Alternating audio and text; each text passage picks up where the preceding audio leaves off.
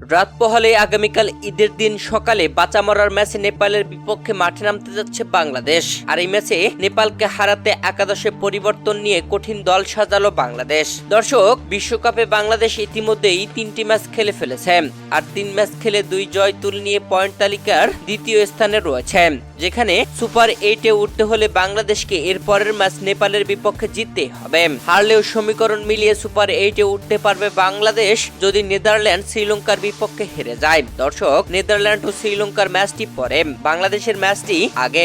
আজকের রাত পোহালে আগামীকাল 17 জুন বাংলাদেশ সময় সকাল 5:30 অর্থাৎ ঈদের দিন সকাল 5:30 নেপালের বিপক্ষে এই ম্যাচে ওয়েস্ট ইন্ডিজের আর্নজ ভেল স্টেডিয়ামে মাঠে নামবে বাংলাদেশ।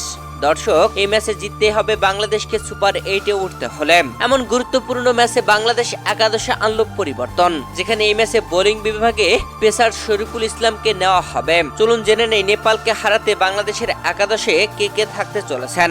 ওপেনিং এ নাজমুল হোসেন শান্তর সাথে তানজিদ হাসান তামিম, ওয়ানডাউনে লিটন কুমার দাস, 4 নম্বরে সাকিব আল হাসান, 5 নম্বরে তাওহিদ হৃদয়, 6 নম্বরে বাংলাদেশের সেরা ফিনিশার মাহমুদুল্লাহ রিয়াদ, 7 নম্বরে জাকের আলী অনিক, 8 নম্বরে রিশাদ হুসাইন, 9 নম্বরে মুস্তাফিজুর রহমান, 10 নম্বরে তানজিম হাসান সাকিব, 11 নম্বরে তাসকিন আহমেদ। 3 পেসার মুস্তাফিজুর রহমান, তানজিম হাসান সাকিব ও তাসকিন আহমেদ, এই 3 জনের মধ্যে যে কোনো একজনকে বিশ্রামে দিয়ে শরীফুল ইসলামকে এই ম্যাচে নেওয়া হতে পারে। দর্শক, আপনাদের কি মনে হয় নেপালের বিপক্ষে বাংলাদেশ পারবে কি জয় তুলে নিতে? অবশ্যই জানাবেন আপনার গুরুত্বপূর্ণ মতামত ভিডিওর কমেন্ট বক্সে।